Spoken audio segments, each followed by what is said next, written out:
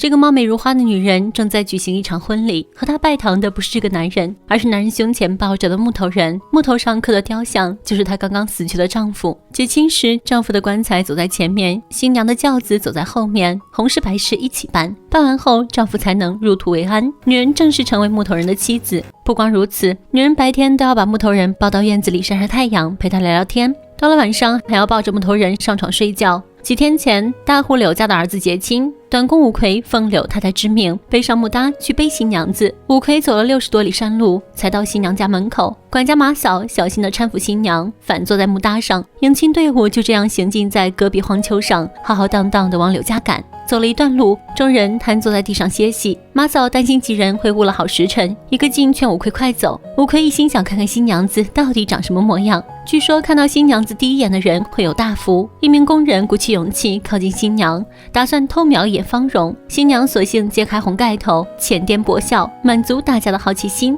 惹得大家都有些不好意思。与此同时，柳家大门口挂起了大红灯笼，刘太太翘首以盼，等待新娘子的到来。忽然一阵怪风袭来，吹灭了祖祠里的蜡烛，似乎预示着不祥之兆。果然，迎亲的队伍遇到了白风寨的土匪，土匪人数众多，摆开阵势。马嫂知道规矩，连忙抹了一把脏土在脸上，顶着脏兮兮的面孔，跪在土匪面前，双手奉上金戒指。谁知土匪劫了财，瞅见新娘的美貌又想劫色，众人吓得四处逃窜。五魁麻溜背起少奶奶，撒丫子狂奔。可他的飞毛腿怎么抵得过4条腿的马呢？还是被围住了。二当家恼羞成怒，抽出长剑，打算抹了五魁。新娘不忍心看着五魁送死，别杀人，我跟你们走就是了。五魁还想将新娘夺回，却被对方打倒在地。另一边，在家翘首以盼的刘老太太没有等到新娘，反而等到了马嫂送来的坏消息。得知媳妇被抢，新郎咽不下这口气，转身进屋，抄起一把火枪，又去购房梁上的炸药，打算去白风寨把人给抢回来。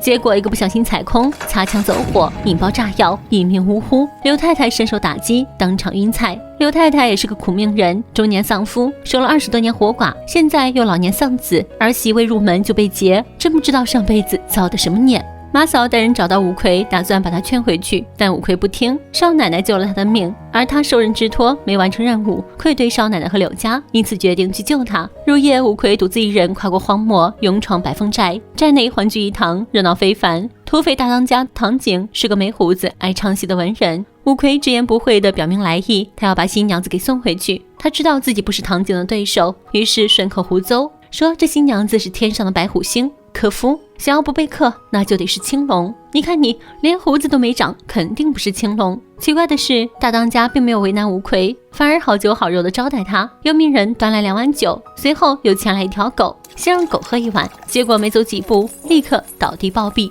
唐景告诉五魁，这酒里有毒，你要是敢喝下去，就把新娘送回去。五魁想都没想，拿起酒碗一饮而尽，结果安然无恙。原来大当家只是在考验他，他喝的那碗酒没有毒。聂五魁是条有情有义、有胆有识的汉子，大当家放走了2人，并且声称如果想加入白风寨的大门，随时为你敞开。五魁欣喜万分，总算不辱使命，接回了少奶奶。他一路背着新娘回到了柳家，此时2人还不知道柳家已经发生了变故。刘太太也没有将此事声张，还赏赐了五魁1袋白米。从马嫂口中，五魁才得知少爷的死讯。刘太太认为进了土匪窝还能平安回来，新娘一定被土匪玷污了。为了验明正身，刘太太命人在蒲团上盖上白布，又让马嫂在上面撒上灯灰，最后让新娘脱下衣服跪在地上，然后拔下一根鸡毛，在新娘鼻子间来回晃悠。新娘忍不住打了个喷嚏，马嫂高兴极了，因为灯灰没有动静，证明新娘还是干净之身。听到这话，刘太太这才稍露温情，还不忘嘱咐新娘几句：以后对什么人也不要说你去过白风寨，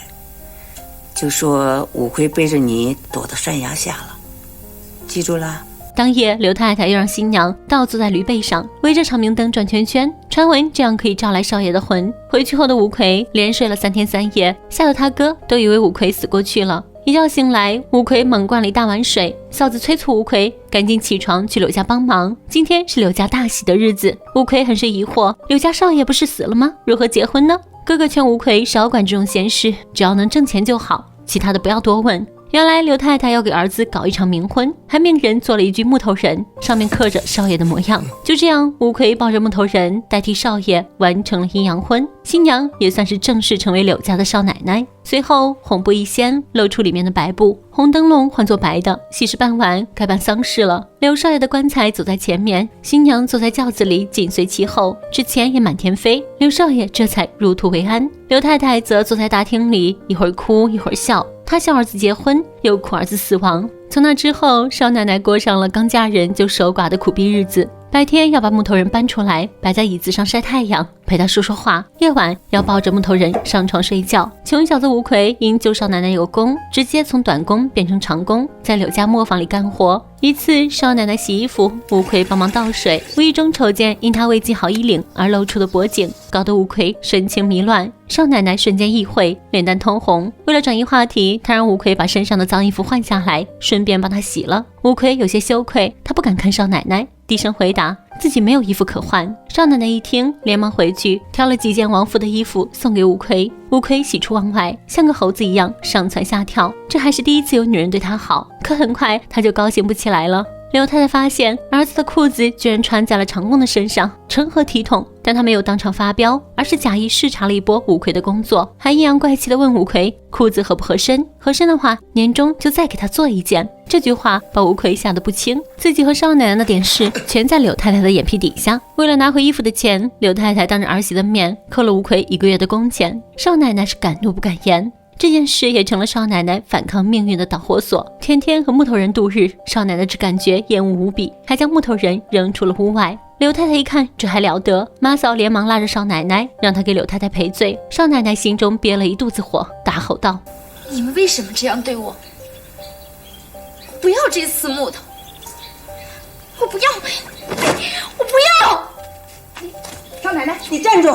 刘太太怒了，反手给了少奶奶一个大嘴巴子，直言他就是你男人，你不赔谁赔？少奶奶泣不成声，她想要的不是木头人，而是一个能给予她温暖的活生生的男人。大雨滂沱的一天，不甘忍受命运摆布的少奶奶选择了离家出走。听到消息的吴奎冒着大雨到处寻找少奶奶的踪迹，终于在一片土坡上，吴奎看到了呆立在大雨中的少奶奶。事后，少奶奶又被自己的父亲送来了婆家。父亲本来就欠了刘家一屁股债，嫁女儿纯粹是为了还债。父亲一个劲地给刘太太道歉，并向刘太太保证，他生是刘家的人，死是刘家的鬼，无论他逃回去多少次，我都会把他给抓回来。对于自己女儿的遭遇，身为父亲的他没有丝毫关心，只顾着自己捞好处。眼见少奶奶整日愁眉苦脸，抑郁成疾，吴奎悄悄溜进了少奶奶的屋子，打算安慰她几句就走。可少奶奶却叫住了吴奎，憋了多日的情绪让少奶奶失声痛哭。听到哭声的吴奎于心不忍，赶紧把门关上，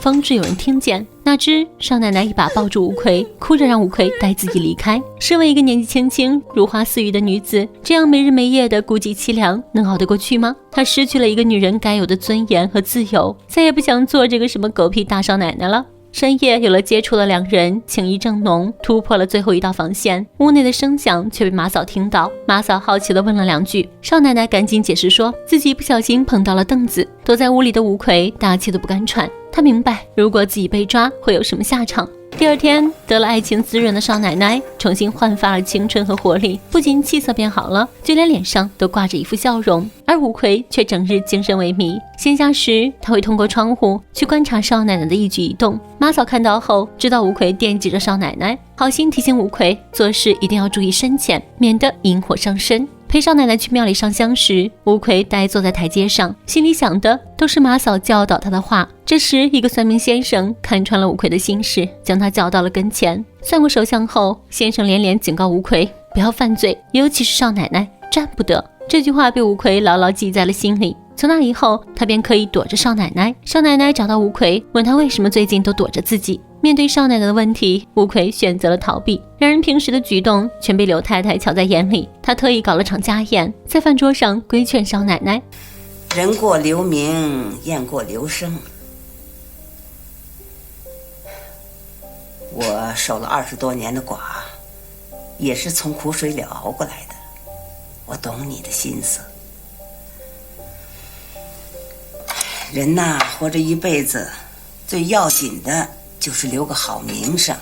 刘太太话里话外都是在暗示她要恪守妇道，可少奶奶丝毫听不进去。刘太太话还没有说完，她就借口不舒服离开了饭桌。于是刘太太让马嫂给少奶奶送去饭菜，马嫂也劝少奶奶见好就收。刘家的意思很明显，就是让少奶奶收心，不要再和五魁来往。可少奶奶不吃这套，一怒之下扫平了桌上的饭菜，她打算再次离家出走。丫鬟和马嫂赶紧下跪，苦苦哀求少奶奶不要离开，因为她这一走，刘太太肯定会怪罪他们。三人驾着少奶奶回到了屋里，看到这一幕的五魁内心纠结不已，他想上去帮忙，可又不敢忤逆刘太太的旨意，自知不该逾越规矩的他决定自个儿离开。临走前，少奶奶叫住了五魁，求他带自己一起走。你要走，你不管我了？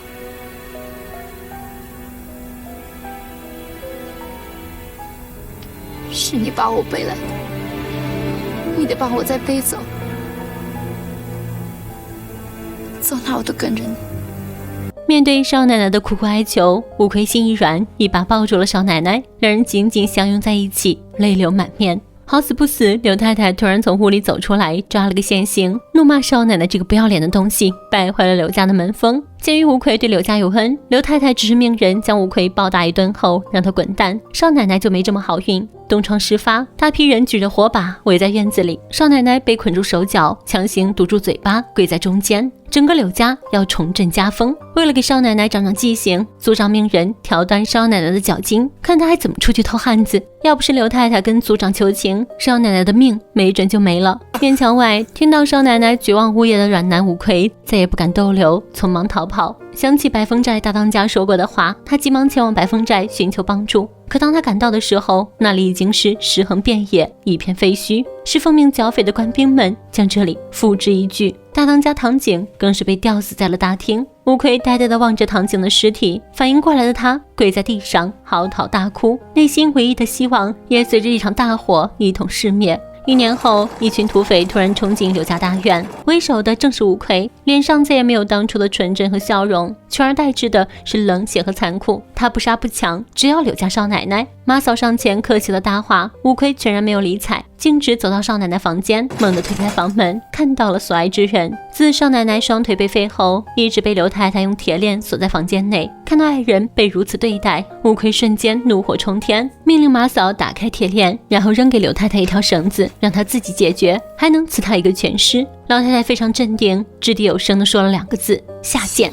然后从容上吊。临死前，她还在困惑，儿媳怎么就不能好好的守个寡呢？处死刘太太后，五魁换上了背架，身穿嫁衣的少奶奶被抬到五魁背上，一如她1年前背着她来到刘家成亲时那样，怎么背进来的就怎么背出去。少奶奶接过土匪手中的火把，扔向院中柴堆，一把火把木头人连同柳家烧个精光。五魁则沉默地背着少奶奶，永远地离开了这个伤心地。癞蛤蟆和天鹅终于幸福地生活在了一起。而刘家的族人们给刘太太立了贞节石碑，逢年祭拜。只是在这荒芜寂寥的荒原上，这块贞节碑显得格外冷清。谁知道它又能立多久呢？影片名叫《五魁》，是根据贾平凹小说改编而来。旧社会里，人们往往会揪着女人的贞节不放。刘太太就是守了一辈子寡的女人，深受封建礼教的毒害。少奶奶和他们一样，都是无法掌控自身命运，如一叶浮萍，飘荡在尘世。在人性欲望、道德伦理、宗法秩序等交织的复杂情境中，他们一心想得到救赎，但无不悲惨凄苦地走完一生。既然得不到外界拯救，也寻求不到自我拯救的途径，就只能以毁灭的方式获得救赎。本期的故事就到这里了，咱们下期再见，拜拜。